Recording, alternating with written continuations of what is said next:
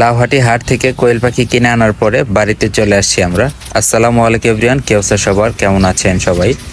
আপনারা কালকে প্রথম পর্বের ভিডিওতে দেখেছেন যে আমি লাউহাটি হাট থেকে এক পিচ্চির কাছ থেকে কোয়েল পাখি কিনে প্রতারণা হয়েছে।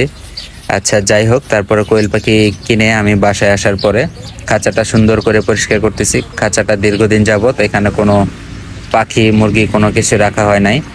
খাঁচাটা অনেক ময়লা হয়ে আছে। পরে খাঁচাটা আমি সুন্দর করে পরিষ্কার করলাম। আর কোয়েল পাখি নিরাপত্তার জন্য খাঁচার চতুর্পাশে আমি, ভিডিওতে আপনারা দেখতেছেন না হয়তো, আর ফাইনাল ভিডিওটা করা হয় নাই, আমার ছুটি শেষ চলে আসছে, মানে খাঁচার চতুর্পাশে এরকম কাঠ দিয়ে আমি আটকিয়ে দিছি যাতে ইঁদুর বা কোনো কিছুর আক্রমণ থেকে সব কিছুর আক্রমণ থেকে রক্ষা পায় আর কি।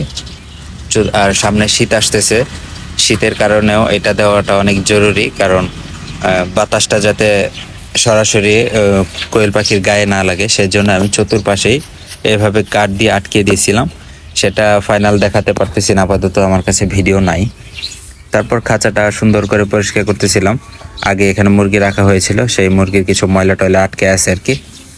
খাঁচাটা কিন্তু আমার সম্পূর্ণ নিজের হাতে তৈরি করা। খাঁচাটা কেমন হয়েছে সবাই জানাবেন। আর এই খাঁচাটা তৈরি করতে আমার অনেক পরিশ্রম হয়েছে, কারণ কোনো সময় এরকম খাঁচা বানানো হয় নাই, আমি নিজেই আইডিয়া করে বানাইছি আর কি। খাঁচাটা যে দেখেছে সবাই বলছে যে না, খাঁচাটা খুব বেশি সুন্দর হয়েছে। তারপরে কোয়েল পাখিগুলো আমি একটা একটা করে ছেড়ে দিচ্ছি এখানে খাঁচায়।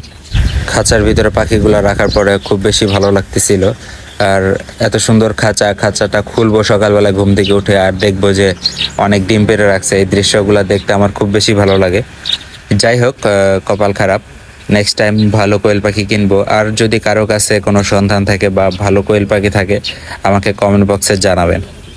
আর আমার ভিডিওটি যারা যেখান থেকে দেখতেছেন, ইউটিউব থেকে যারা দেখতেছেন, তারা আমার চ্যানেলটি সাবস্ক্রাইব করে দিবেন। আর ফেসবুক থেকে যারা দেখতেছেন, আমার ভিডিওটি সবাই লাইক, কমেন্ট এবং শেয়ার করবেন।